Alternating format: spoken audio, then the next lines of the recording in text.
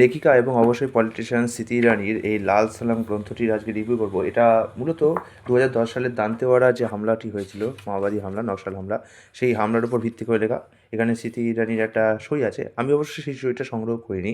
আমি যখন এই বইটা অ্যামাজন থেকে কিনেছিলাম তখন এটা 50 টাকা না কত টাকা দাম পড়েছিল, খুব রেয়ারলি পাওয়া যাচ্ছিলো। এবং তখন আমি অবাক হয়ে দেখলাম যে এখানে একটা স্মৃতি ইরানির সাইন করা কপি আছে। তো এর আগে আমার কোনো বই সাইন করা কপি নেই, এটাই আমার প্রথম একটা সাইন করা কপি। এই বইটি মূলত একটা ছত্তিশগড়ের নকশাল অধ্যুষিত এলাকা, যেখানে একটা সিআরপিএফ বাহিনী, সেই বাহিনীর সাথে জওয়ানদের সাথে যে লড়াই হয়, সেই লড়াইয়ের ওপর ভিত্তি করে রয়েছে। এই উপন্যাসটা একদম টানটান আছে, বিশেষত রাজনীতির মারপ্যাচ, দুর্নীতির জাল এবং মাওবাদী হিংসার মাঝে একজন সৎ police officer Vikram Singh, officer Vikram Singh, Vikram সিংয়ের যে লড়াই, সেই লড়াইটাকে এখানে দেখা হয়েছে।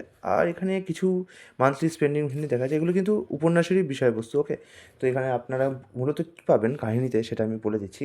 এটি ছত্তিশগড়ের নকশাল অধ্যুষিত এলাকা এবং সেখানে কেন্দ্রীয় আধা সামরিক বাহিনী অর্থাৎ সিআরপিএফ বাহিনীর জওয়ানদের জীবনের লড়াই নিয়ে গঠিত হয়েছে উপন্যাসটি।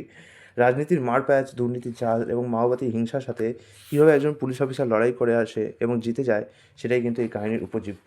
এর শুরুটা হচ্ছে একটা টানটান উত্তেজনা দিয়ে। বিক্রম সিংকে নিয়ে আমাদের অফিসার, সে অত্যন্ত সাহসী এবং নীতিবান। তাকে ছত্তিশগড়ের আমকুড়ি নামক একটি দুর্গম এলাকায় পাঠানো হয়।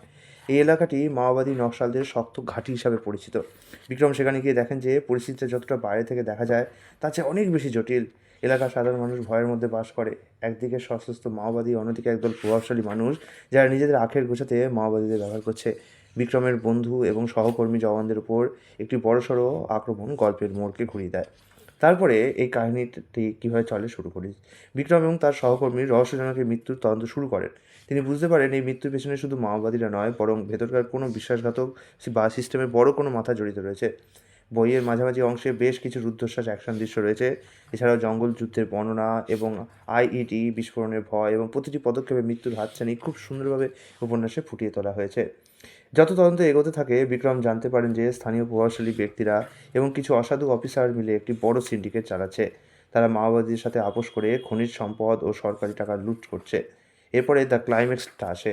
কাহিনী শেষে বিক্রমকে একাই অনেক প্রতিকূলতার মোকাবিলা করতে হবে।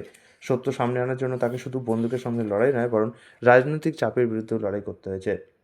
এইখানে জওয়ানরা যে শুধু লড়াই করে সেটাকেই নয়, বরং তাদের পরিবার, তাদের ব্যক্তিগত আবেগ এবং দীর্ঘ সময় বাড়ির বাইরে থাকা যে যন্ত্রণা খুব সুন্দরভাবে ফুটিয়ে তোলা হয়েছে। এছাড়াও স্মৃতি ইরানি যেহেতু নিজে দীর্ঘকাল রাজনীতির সাথে যুক্ত, তাই প্রশাসনিক ব্যবস্থা এবং আমলাতন্ত্রের সূক্ষ্ম যে বিষয়গুলি আছে, ডিটেলগুলো আছে, তিনি খুব নিখুঁতভাবে তুলে এনেছেন আমাদের সামনে। অবশ্যই বইটিকে কোনো নির্দিষ্ট রাজনৈতিক দলকে সমর্থন করে না, বরং যারা দেশের জন্য নীরবে প্রাণ দিচ্ছে সেই জওয়ানদের জন্য এক প্রকার সম্মান দেয় বইটি। লাল সালাম একটি কাল্পনিক গল্প হলেও এর শিকড় গেঁথে আছে ভারতের এক কঠোর বাস্তবতার উপর। এটি বিক্রম সিং নামক এক অফিসারের সত্য অনুসন্ধানের গল্প, যে জঙ্গলমহলের রক্তক্ষয়ী রাজনীতির বেড়াজাল ছিন্ন করে ন্যায় বিচার প্রতিষ্ঠা করতে চায়। টানটান উত্তেজনা আর দেশপ্রেমের মিশেলে এটি একটি অনবদ্য থ্রিলার হয়ে উঠেছে।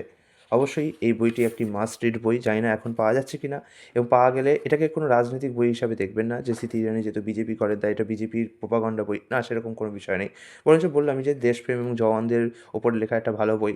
পড়ে আপনার খুব মজা লাগবে। ইংরেজি খুব কঠিন নয়, কিছু কিছু জায়গায় কিছু কিছু শক্ত ইংলিশ ব্যবহার করা হয়েছে, বাট সেটুকু আমরা গল্পের খাতিরে মেনে নিতেই পারি, নাহলে আমাদের ভোকাবুলারি কী করে তৈরি হবে। But most of the case ইংরেজি বেশ টান আছে। মানে মোটামুটি যারা ইংলিশ ভালো পারে তারা করতে পারে, কিন্তু ইংলিশটা একটুখানি জানার দরকার হয় আপনাদের।